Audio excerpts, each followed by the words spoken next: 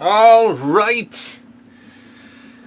I think we're all excited. I can't even take any time off from this tournament. I'm so pumped about it.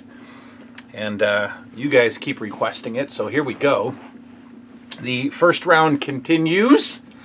We've probably got a while. We got probably about 3 or 4 more first round videos to go if we keep doing 4 matchups per round. So here we go. Snuka, Hogan, Sheik, Valentine, Brutus, Orndorff, JYD, Morocco have all moved on to the next round. All right, we've got Bruno Say Martino taking on Dynamite Kid. Dynamite Kid complete there with the tag title. Very, very nice shape, Dynamite Kid. He looks really clean. The British Bulldogs. So the story on the British Bulldogs. I was a snooper at Christmas time, all throughout youth, and always regretted it. And obviously the Santa presents I couldn't snoop, but the presents from my mother. One year during WWF Wrestling Superstars, I was sitting there watching it, and I knew that my mother hid presents underneath the bed. She had a water bed, and it had like cupboards underneath this beautiful 80s water bed. And I went upstairs during a commercial and opened up the cupboard and saw the British Bulldogs under the waterbed. And it was my first glimpse of the tag team 2-packs. I didn't know they existed. Until I saw the British Bulldogs underneath the waterbed. And like an idiot, I came running downstairs, randomly, out of the blue, sat back down to watch wrestling. I think my mother was in the living room with me watching wrestling. And I was like, hey, Mom, guess what I heard at school? That they have the British Bulldogs. And she's like, oh, okay, nice work. Dynamite Kid got a ton of play. The British Bulldogs were so played with. Oh, so much. Tag team champions so many times. I think that at some point during play, I gave the Bulldogs maybe a little singles run. Not much excitement. Maybe an Intercontinental Champ. I can't remember everything. But Dynamite Kid got so much action. And I played with these guys a lot. Very small figure. Again, if you watch a few episodes ago, we didn't know that they were small until we were adults. But now, having him now, he's a little on the smaller side. But great pose and, great action figure. Really loved being the British Bulldogs. Loved playing with them as kids. Played with them a ton. Bruno Say Martino. Bruno had his last run as a wrestler. He came out in '85 and was teaming with David San Martino a little bit and had some matches here and there, some specialty matches. Teamed with Hogan, teamed with Tito Santana a few times. And then when Savage crushed Steamboat's larynx, Bruno again came out of the commentator's booth and attacked Savage and had a little run with him. Very brief. So we get wrestler Bruno instead of commentator Bruno, which I don't know if they would have wasted their time with that. But here we have wrestler Bruno. Now, it is Bruno San Martino. I mean, if there's any figure that absolutely is Bruno San Martino, with the pose and the bulkiness and the face, and it is him. It's a perfect Bruno San Martino. This is how short and stocky, and this is Bruno. Now, you'd think easily Dynamite Kid is winning, but Bruno San Martino had a huge role in my childhood federation. He had my first ever 1-hour match with Hulk Hogan. Then he had my second ever 1-hour match with Randy Savage. Yes, I sat there on my butt before the herniated discs, and I sat on my floor for 1 hour and had match Hogan and Bruno, Savage and Bruno. Bruno was a bad guy when he came back to fight Hogan and Savage. Bruno also did a little bit of double duty when I changed his name to Thunder, and he teamed up with Jesse Ventura, who was Lightning, and together they were Thunder and Lightning, which I believe was also a maybe a WCCW tag team. I can't remember. Anyway, Bruno Say Martino, because of the history in the Fed and the look, it is a great figure. Bruno Sammartino defeats the Dynamite Kid and moves on to the second round. Okay. Randy Savage against Davey Boy Smith. Davey Boy is a much bigger figure than Dynamite, much better figure than Dynamite, and you know, a little bit more usable as a singles star. Dynamite really wasn't, being so small.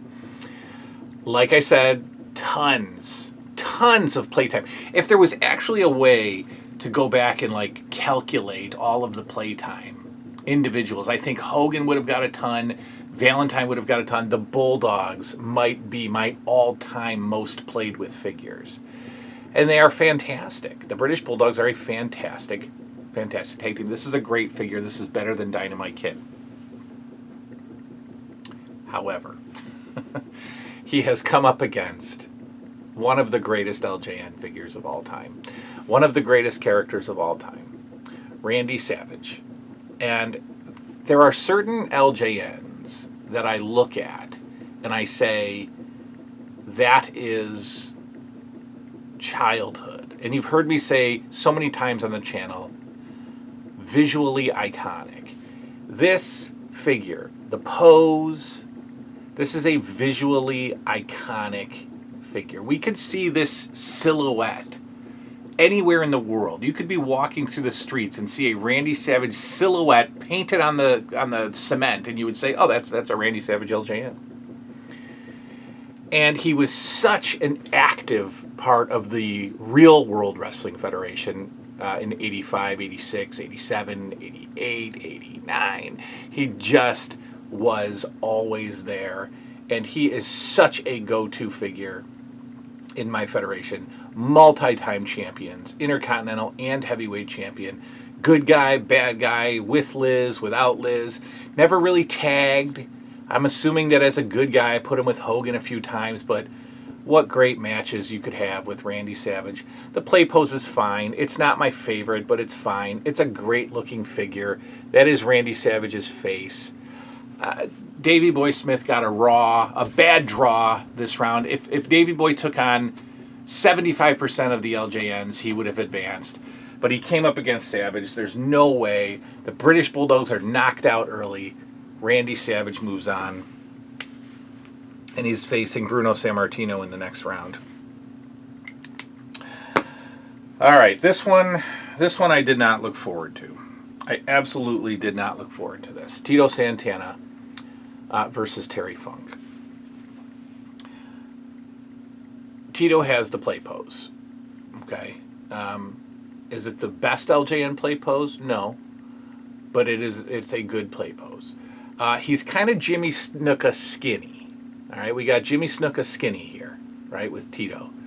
But my goodness, was Tito Santana a part of every single LJN card, any match I wanted. If I just wanted to sit around and grab a match, Tito Santana was going in.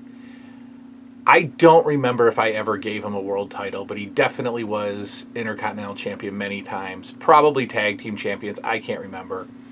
But I used the heck out of this guy. This is definitely in my all-time favorites of figures. Yeah, I used the heck out of him. Love Tito Santana. Terry Funk. I don't know why I pushed the Funker so hard in my federation. I mean, he was only in the WWF for not the longest period of time, and he had a feud with Junkyard Dog. And I don't even, did he get a match with Hogan? And then Dory Funk came in, and then they were still involved with Junkyard, Tito Santana, and I mean, the wrestling classic where he loses to Moondog Spot, right? Because he says, "I don't want to wrestle you, Moondog Spot." But for some reason, Terry Funk went to the moon in my childhood feds. Multi-time world heavyweight champion. Defeated Hulk Hogan clean in a few matches. Retired Bruno Say Martino by pile driving him from the top of a steel cage onto the concrete floor.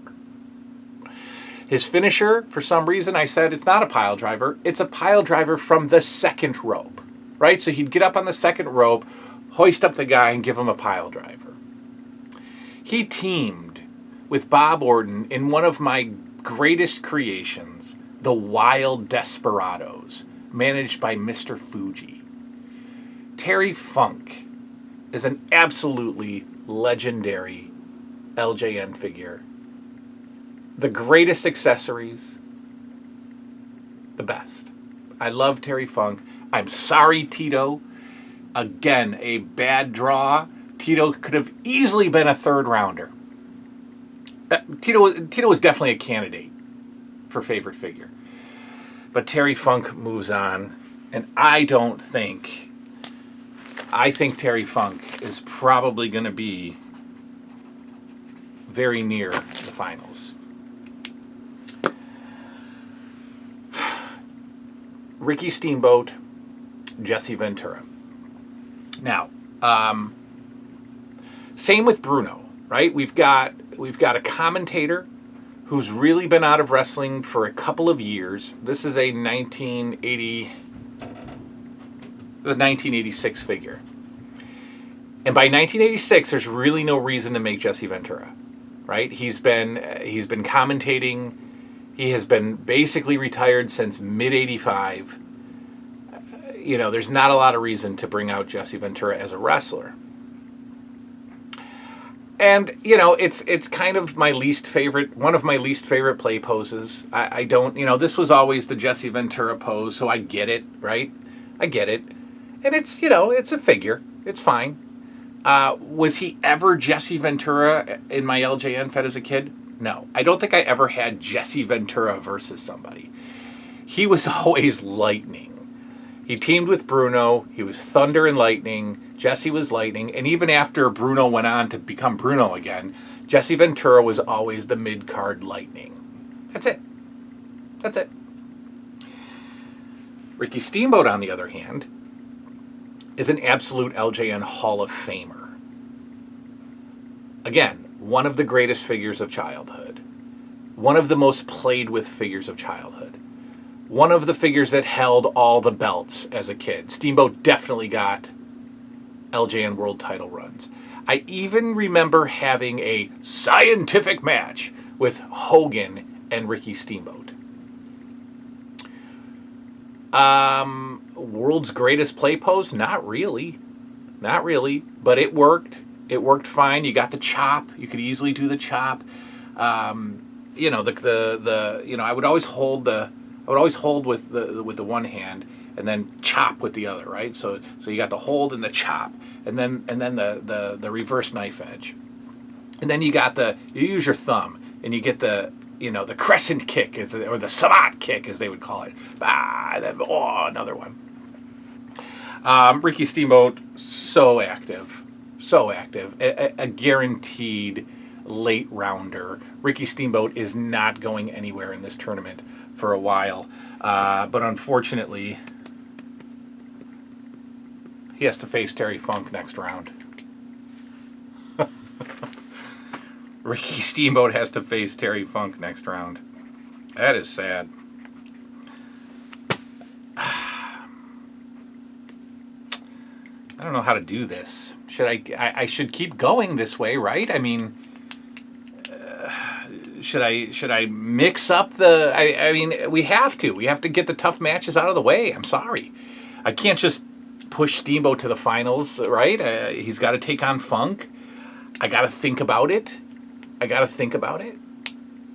You know, I don't know. As we get into the later rounds, it can't be just about play. It's got to be look and all that too. I think. I don't know.